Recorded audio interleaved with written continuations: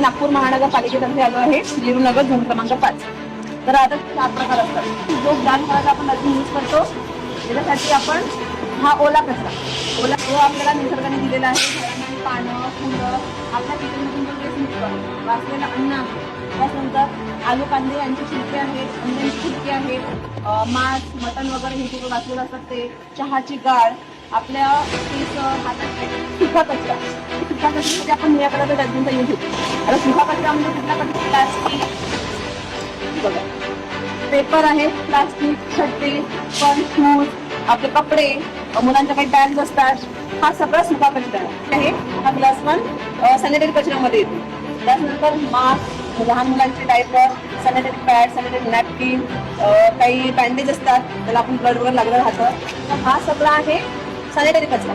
हा कचरा आवाज होता येईल ज्या आता याचं नावच आहे खाद्य. त्या बॉटल्स, ट्यूबलाईट, चहाचे कप, ह्याचे काही वायर्स असतात, मोबाईलच्या बॅटरीज, टीव्हीची रिमोट,